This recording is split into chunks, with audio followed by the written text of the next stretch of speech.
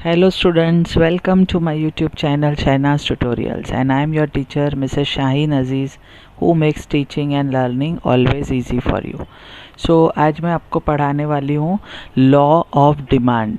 12th commerce में, arts में ये क्वेश्चन, इकोनॉमिक्स में, HSC बोर्ड में बहुत ही बार रिपीट हुआ है। मोस्ट रिपीटेड क्वेश्चन है बोर्ड एग्ज़ाम में। क्वेश्चन नंबर 6 में आंसर इन डिटेल में 8 मार्क्स के लिए आपको ये क्वेश्चन पूछा जाता है और पूरे के पूरे 8 मार्क्स आप इसमें स्कोर कर सकते हो। क्वेश्चन इस तरीके से पूछते हैं, state and explain law of demand with assumptions या विथ एक्सेप्शंस। आज मैं विथ अजम्पशंस एक्सप्लेन करूँगी, एक्सेप्शंस जो है इस लॉ के वो मैं नेक्स्ट वीडियो में एक्सप्लेन करूँगी। सो लॉ को हमें किस तरीके से बाइफरकेट किया है मार्किंग स्कीम को वो मैं बता देती हूँ। पहले इंट्रोडक्शन लिखना है, इंट्रोडक्शन के लिए 1 मार्क होगा। Then statement of law 2 marks का होगा, मेन जो लॉ का डेफिनेशन है, स्टेटमेंट है। देन एक शेड्यूल होगा, शेड्यूल मतलब टेबल, 1 मार्क, उसी से डायग्राम बनाएंगे 1 मार्क, और अजम्पशंस के 3 मार्क्स, तो टोटल 8 मार्क्स होंगे और इजीली आप ये 8 मार्क्स स्कोर कर सकते हो। लास्ट 10 इयर्स के बोर्ड के पेपर्स आप अगर चेक करते हो निकाल के तो तकरीबन 9 बार ये क्वेश्चन रिपीट हुआ है। इतना इम्पॉर्टेंट क्वेश्चन है HSC का। सो आइए इसका एक्सप्लेनेशन स्टार्ट करते हैं।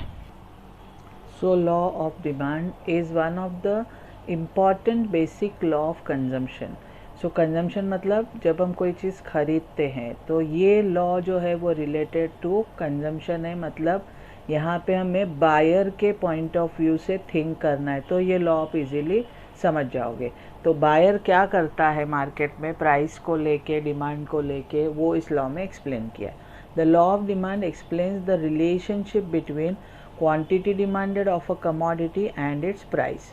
तो दो चीज़ों की रिलेशनशिप ये लॉ एक्सप्लेन करता है। क्वांटिटी डिमांडेड ऑफ कमोडिटी मतलब डिमांड, एंड इट्स प्राइस, तो डिमांड और प्राइस की रिलेशनशिप ये लॉ एक्सप्लेन करता है।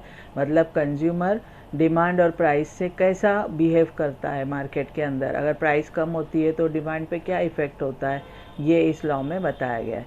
किसने ये लॉ लिखा है? डॉक्टर अल्फ्रेड मार्शल ने in his book principles of economics इस लॉ को लिखा है। Has explain this law as under.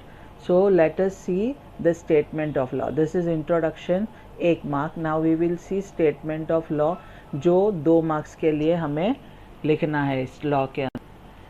The law may be stated as other things being equal. Stated as के बाद आपको कॉमा देना है और डबल इन्वर्टेड कॉमा में लेना है ये स्टेटमेंट। अल्फ्रेड मार्शल के वर्ड्स में ये स्टेटमेंट है।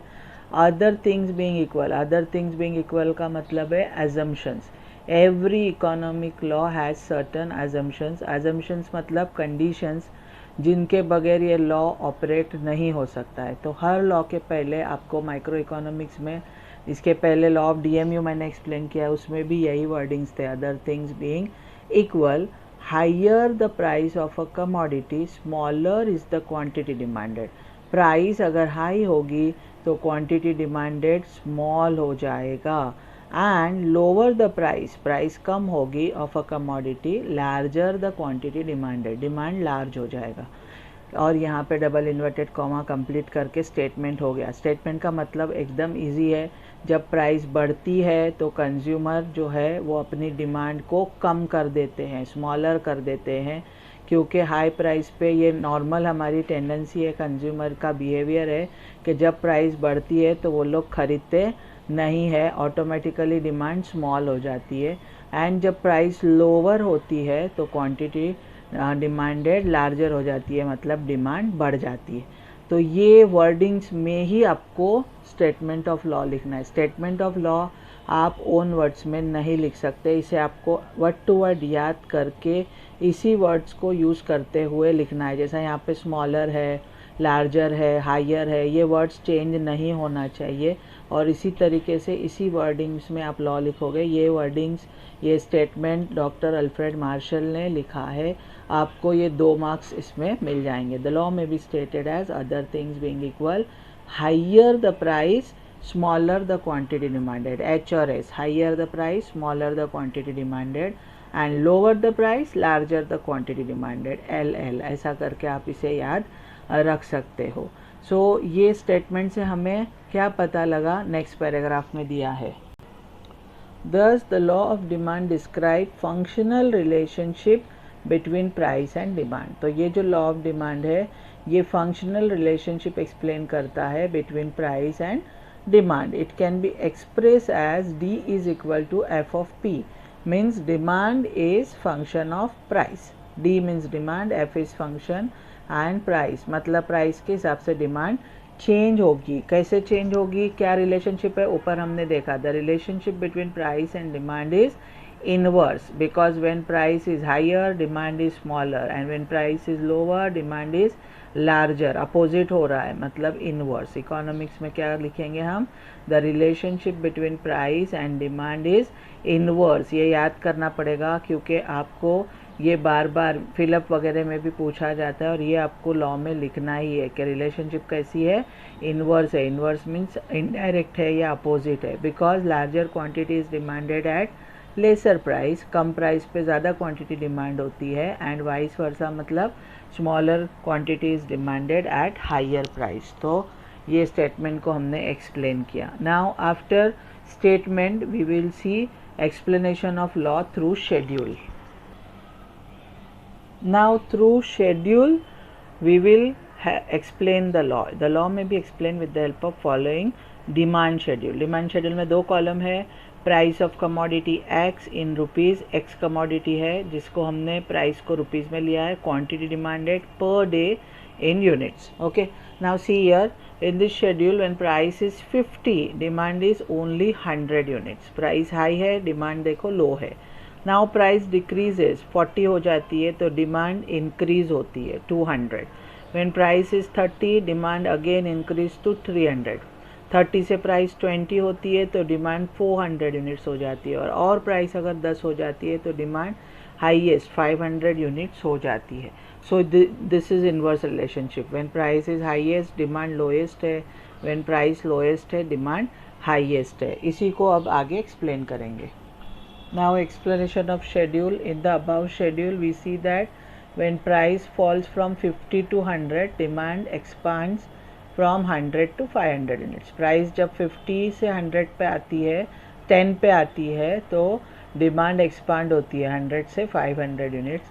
तो क्या क्लियर हुआ? Thus it is clear that there is an inverse relationship between price and quantity demanded. Inverse means opposite relationship है. प्राइस जैसे जैसे कम होगी डिमांड वैसे वैसे बढ़ेगी. यही शेड्यूल में हमने एक्सप्लेन किया. We will see diagrammatic representation. Diagram बनाना है हमें. ये नोट्स है, इसमें ऑलरेडी डायग्राम बना हुआ है लेकिन बाजू में जो खाली स्पेस है उसमें मैं डायग्राम को रीड्रॉ करूँगी ताकि आपकी सारी कॉन्सेप्ट्स क्लियर हो और आपको पता चले कि एग्ज़ाम में किस तरीके से एग्जैक्टली ये ड्रॉ होता है. So let us see the diagram. So diagram के लिए हमें दो एक्सिस लगेंगे, X axis and Y axis. Okay,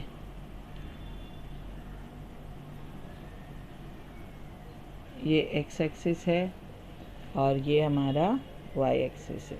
Y axis पे we are going to take price and X axis पे हम क्वांटिटी डिमांडेड लेंगे. सो प्राइस यहाँ पे 0, ओरिजिन 10, 20, 30, 40 एंड 50. 10 से 50 तक जाना है और यहाँ पे 100 से 500. अब 0 से 10 में जो डिफरेंस है, जो डिस्टेंस है, उतना ही डिस्टेंस हमें अंदाज़े यहाँ पे लेना है. सो बहुत ज़्यादा अगर आप दूर लिखोगे 100 तो फिर प्लॉटिंग नहीं होगा. ये 100 आएगा, फिर उतना ही डिस्टेंस लेके 200, उतना ही अंदाज़े करना है, ये हो जाता है 300, फिर 400 एंड फिर आ जाएगा 500. Okay, now we will plot the curve. 50 जब प्राइस है तो डिमांड 100 है. तो यहाँ पे अगर स्केल से ये करते हो तो भी चलेगा. यहाँ पे आपका पहला प्लॉटिंग आएगा. उसके बाद 40 प्राइस पे कितना है डिमांड? 200. देन 30 प्राइस पे कितना है? 300. इस तरीके से 40 पे कितना है? 400 एंड 10 पे कितना है? 500. सो ये हो गया हमारा प्लॉटिंग. अब इसको हम ज्वाइन करेंगे. ये डॉट्स को हमको ज्वाइन करना है. तो ज्वाइन करते हुए ऊपर से नीचे जा रहा है. ये इन्वर्स रिलेशनशिप है, इसको नाम दे दो D D, demand curve. Okay, फिर आप ये जो प्लॉटिंग का ये है रहने भी दोगे तो चलेगा, या इस तरीके से भी आप कर सकते हो। So D D is demand curve. Okay, now let us see diagram का explanation. So explanation of diagram, अभी जो हमने डायग्राम बनाया उसको एक्सप्लेन करना है। In the above diagram X axis represents quantity demanded, मतलब एक्स एक्सिस पे हमने क्वांटिटी डिमांडेड लिया है, and Y axis represents price, और वाई एक्सिस पे हमने प्राइस लिया है। D D is the demand curve, जो कर्व हमने ड्रॉ किया उसका नाम है D D. D D means demand curve which slopes downward from left to right. ये इंपॉर्टेंट लाइन है, उसका स्लोप डाउनवर्ड है, मतलब ऊपर से नीचे की तरफ आता है, फ्रॉम लेफ्ट टू राइट। ये फिलअप में भी पूछते हैं। It shows that when price fall demand rises. क्यों ऐसा हो रहा है, ऐसा क्यों है demand curve? Because when price false demand rises and vice versa, मतलब when price increases demand fall. In other words its slope is negative. ये भी फिलअप में आएगा। Negative means inverse है, because of inverse relationship between price and demand. So demand curve का slope negative है because of inverse relationship between price and demand, and it slopes downward from left to right. ये आपको explanation of diagram में ज़रूर याद से लिखना है। तो यहाँ तक आप अगर लॉ पूरा करते तो आपको 5 मार्क्स मिल जाते हैं। देन आपको अजम्पशंस एक्सप्लेन करने हैं। Assumptions of law of demand, the law operates only under following conditions. So first assumption is no change in income. अजम्पशंस में आपको 2 वर्ड पहले हमेशा लगाने होंगे, नो चेंज ये वर्ड लगाने होंगे, और ये सारी चीज़ें हम अज्यूम इसीलिए कर रहे हैं ताकि लॉ ऑपरेट हो। तो जो स्टेटमेंट में पहला वर्ड था ना, अदर थिंग्स बीइंग इक्वल, वो ये सब है। मीन्स ये सारी चीज़ें हमें एज्यूम करनी है कि कांस्टेंट रहेंगी, चेंज नहीं होंगी, तो ही हमारा जो लॉ है वो ऑपरेट होगा। इसी को अजम्पशंस कहते हैं। सो अजम्पशंस आपको 3 मार्क्स के लिए रहेंगे। 6 अजम्पशंस मैं एक्सप्लेन कर रही हूँ, 5 से 6 अजम्पशंस आप लिखते हो तो मोर देन इनफ है। तो first assumption is no change in income. It is assume that there is no change in consumers income, because any change in it will change its demand level and the law will not operate. क्यों हमने assume किया no change in income? क्योंकि अगर consumer का income change होते रहेगा, बढ़ते रहेगा, तो वो हाई प्राइस पे भी हाई डिमांड करेगा और लॉ ऑपरेट नहीं होगा। So in order to operate the law ये एज्यूम किया गया है। Then second is no change in prices of other related goods. तो हमने जो हमारे शेड्यूल में डायग्राम में कमोडिटी लिए एक्स, उससे रिलेटेड जो भी गुड्स है वाई जेड जो भी है, वो सबकी प्राइसेस जो है वो सेम रहेगी, मतलब चेंज नहीं होगी। क्योंकि उनकी प्राइसेस अगर चेंज होती है तो कंज्यूमर एक्स को छोड़ के उनको परचेस करने जाएगा और हमारा ये जो लॉ है वो ऑपरेट नहीं होगा। Then third is no change in taste and preference. Taste, habit, custom, tradition, fashion etcetera should remain unchanged. सब कुछ अनचेंज रहेगा। कंज्यूमर का टेस्ट, कंज्यूमर का हैबिट्स, कस्टम्स जो चल रही है, traditions, fashion, okay. Due to change in this factors customs demand pattern will pattern changes. क्योंकि अगर इन फैक्टर्स में चेंज होता है तो कस्टमर का डिमांड पैटर्न भी चेंज होता है। फॉर एग्जांपल उसका टेस्ट चेंज हो गया या मार्केट में फैशन चेंज हो गया तो उसका करंट डिमांड पैटर्न चेंज हो सकता है। इसीलिए इन चीज़ों को हमने कांस्टेंट एज्यूम किया है। रियलिटी में ये सारी चीज़ें अपने हाथ में नहीं होती है, ये चेंज होते रहती है और लॉ बहुत बार ब्रेक भी होता है। बट थियोरेटिकली कॉन्सेप्ट को, लॉ को समझने के लिए हमें ये सारी चीज़ों को एज्यूम करना पड़ेगा। Then no change in population, the size, sex ratio, age composition. Population के जितने भी एलिमेंट है, पॉपुलेशन का size, male female, sex ratio, age composition जो है, वो सब पॉपुलेशन का रिमेन कांस्टेंट रहेगा। Because change in population will change in demand. Because population अगर चेंज होता है, बढ़ता है, तो डिमांड क्या होती है? बढ़ती है। समझ में आया? No expectations of future changes in price, इसको स्पेकुलेशन भी कहते हैं। मतलब कंज्यूमर फ्यूचर चेंजेस जो होने वाले प्राइस के, उसका कोई अंदाज़ा नहीं लगाएगा, कोई एक्सपेक्टेशन नहीं रखेगा, मतलब फ्यूचर के बारे में वो रिलेटेड टू प्राइस नहीं सोचेगा। ओके, ये बहुत ही इंपॉर्टेंट अजम्पशन है। It is assume that there are no future expectations regarding changes in price, because if consumer expect the price to rise और fall in future, they will change their present demand. क्योंकि अगर consumer future के बारे में सोचता है, future में price rise या फॉल होने वाली है, तो प्रेजेंट में वो डिमांड पैटर्न अपना चेंज करेगा। फॉर एग्जांपल कंज्यूमर को लग रहा है अभी प्राइस बढ़ रही है, फ्यूचर में और बढ़ेगी, तो अभी राइजिंग प्राइस पे भी वो हाई डिमांड करेगा। और अगर उसको लग रहा है अभी प्राइस फॉल हो रही है, फ्यूचर में और फॉल होने के चांसेस है, तो अभी फॉलिंग प्राइस पे भी वो नहीं खरीदेगा। He will wait for future and present में लॉ ऑपरेट नहीं होगा। Hence we have to assume that there are no expectations of future changes in price by the consumer. Then sixth is no change in government policy.